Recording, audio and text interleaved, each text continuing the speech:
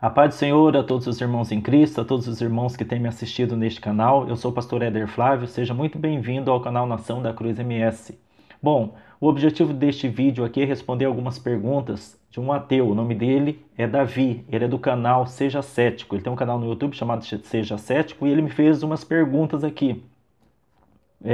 E essa pergunta, antes de responder diretamente ao ponto aqui, eu quero mandar um abraço para você, Davi. E como você havia me pedido, eis aí a caricatura. Espero que você goste da caricatura, saiu a sua cara.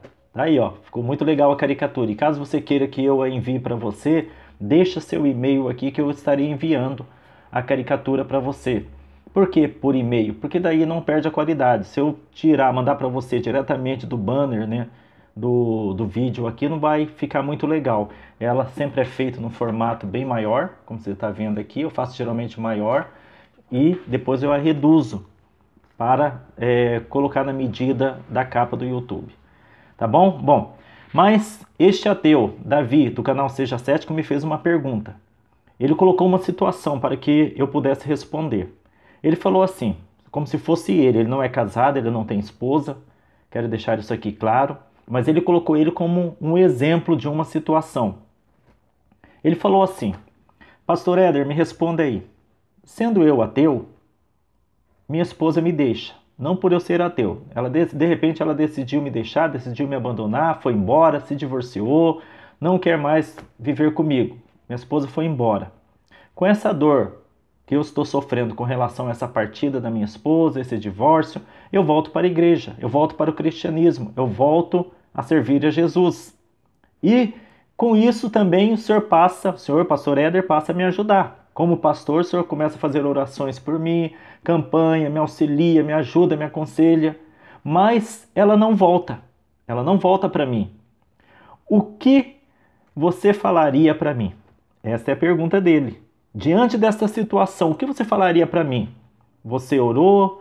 Você jejuou? Você se consagrou para que isso acontecesse? Eu saí do ateísmo, agora sou um ex-ateu e agora estou de volta ao cristianismo, estou na igreja, estou servindo a Jesus, né, por causa desta dor, por causa dessa separação. E ela não voltou, nada resolveu. As tuas orações não resolveram, as tuas campanhas não resolveram, nenhum dos esforços que o Senhor engendrou para me ajudar não resolveu, ela não voltou, ela decidiu não voltar. O que, pastor Éder? O que o Senhor falaria para mim? Este é o questionamento do Davi, do canal Seja Cético. E ele ainda vai além, ele fala assim, será que o Senhor atribuiria isso, como muitos cristãos fazem, ao diabo? Será que a culpa é do diabo? Se as coisas derem certo e ela voltar, aí o mérito é de Deus. Mas se não voltar, a culpa é do diabo? É o questionamento que ele fez. Outra coisa que ele questionou também, o que você falaria para a família, pastor? O que você falaria para essa família? Que foi a vontade de Deus, ela teria ido embora? Então ele comentou mais alguma coisinha aqui que eu estarei comentando quase no final do vídeo. Então este é o questionamento do Davi, do canal Seja Cético. Muito bem, Davi, vamos lá responder essas perguntas. É mais fácil do que tirar doces de crianças. Eu vejo em primeira mão aqui, em primeiro lugar, aliás, que você não entende ainda dos desígnios de Deus. Você não entende dos desígnios de Deus, você não entende daquilo que a Bíblia Sagrada fala sobre a vida humana, os princípios que regem, as coisas envolvidas com relação à vida humana. Mas vamos lá. Então, a sua esposa, né, no caso de uma ilustração, de uma exemplificação aqui, você que você não é casado. Sua esposa vai embora, você com esta dor, com esse sofrimento, você volta para Jesus na ilusão dela voltar para você, mas ela não volta, apesar de todos os esforços que eu faço, através de orações, através de consagrações, através de aconselhamento. Então, o que eu, como pastor, responderia ou falaria para você numa situação dessa? Bom, a resposta se encontra em Lucas, no capítulo 14, versículo 26, onde Jesus fala assim, se alguém vier a mim e não aborrecer a seu pai e mãe e mulher, ou seja, esposa, e filhos, irmãos e irmãs, e ainda tampouco a sua própria vida, não pode ser meu discípulo. E embaixo ele fala, e qualquer que não levar a sua cruz e não vier após mim, não pode ser meu discípulo. Então, o que Jesus está querendo dizer aqui que nós temos que segui-lo, independente se a esposa vai, se a esposa fica, independente de qualquer tipo de situação desastrosa na nossa vida, Davi, nós temos que seguir Jesus, não como uma imposição, mas por amor a Ele e para o nosso próprio bem, porque todas as leis de Deus são manifestadas a nós para o nosso próprio bem, não é para a nossa ruína.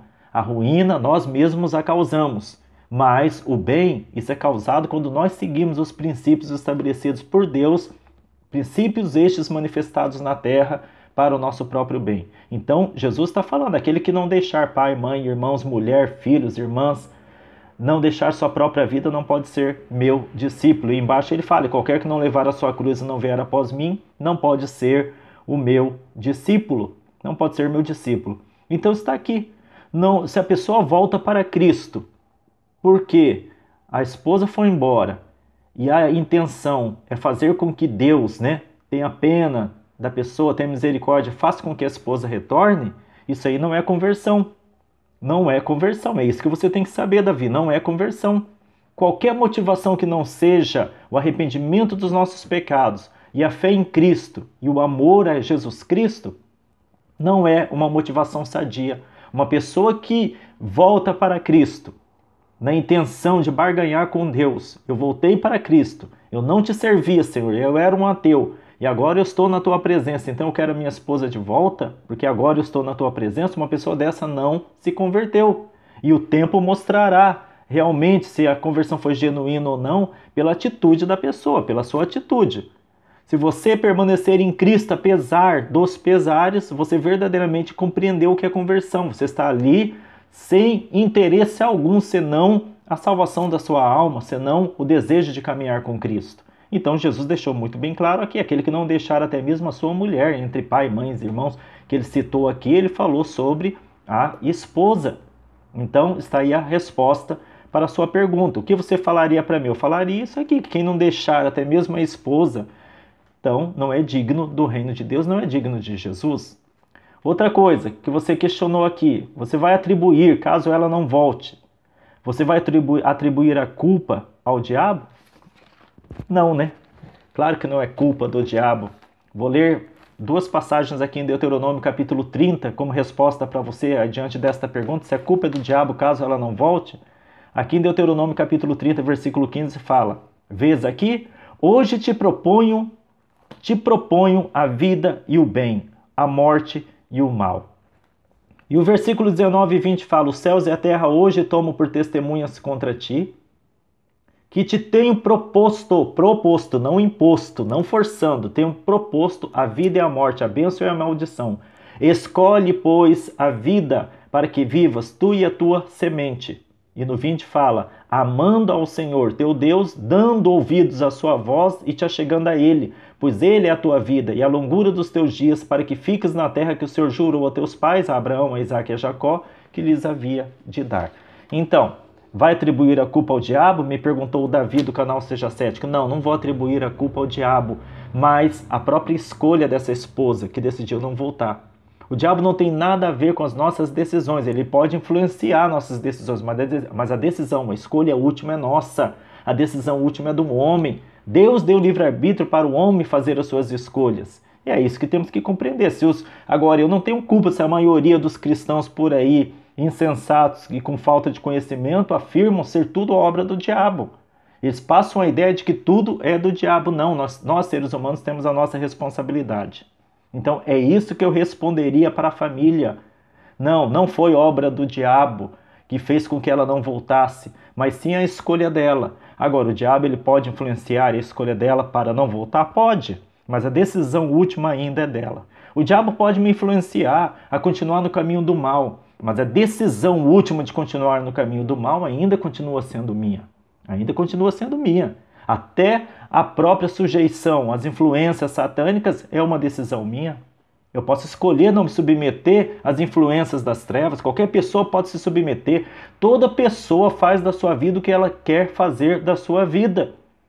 E o diabo não tem nada a ver com isso. Se o diabo está presente na vida de alguma pessoa, é porque de alguma forma ela tomou uma decisão errada lá atrás e o diabo somente aproveitou daquela decisão. Então esta é a resposta Para você, não é o diabo. Nem tudo é o diabo. Existem as obras da carne. Existe a nossa responsabilidade.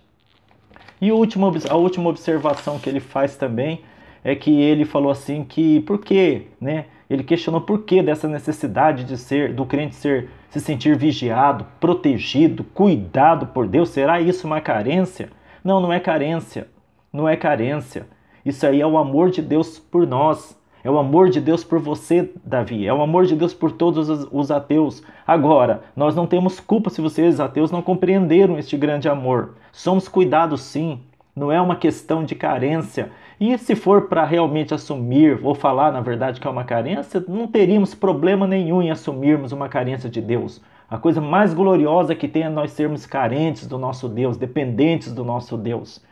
E a outra observação que ele fez ainda é que nós, com isso, acabamos nos julgando, nós cristãos, acabamos por nos julgar mais importantes do que as outras pessoas. Não, também não, porque o ensinamento de Cristo é totalmente diferente disso que você está falando. Jesus, ele fala aqui em Lucas, no capítulo 22, versículo 24 e 26. E houve também entre eles quem? Os discípulos, contenda sobre qual deles parecia ser o maior. E no 26 fala, mas não sereis vós assim, antes o maior entre vós seja como o menor.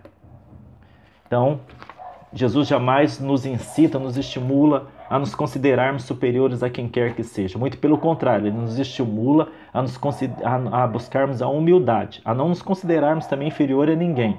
Até porque o apóstolo Paulo falou, considerai-vos uns aos outros superiores a si mesmo. Ora, se eu me considero, o que ele quis dizer, eu me considero superior a você e você superior a mim. Na verdade, tudo acaba ficando em pé de igualdade. Ou seja, ninguém é maior do que ninguém. Espero ter respondido aos teus questionamentos, Davi, e está aí todas as minhas respostas diante de tudo que você me perguntou. Quanto à situação que você me colocou, cada um tem a sua responsabilidade, o ser humano é responsável sim pelas suas escolhas. E o tempo dirá numa situação dessa, se uma pessoa voltou para Jesus por conversão genuína, por um arrependimento sincero, por uma fé verdadeira, ou foi uma barganha com Deus. O tempo dirá. Fique com Deus e um grande abraço.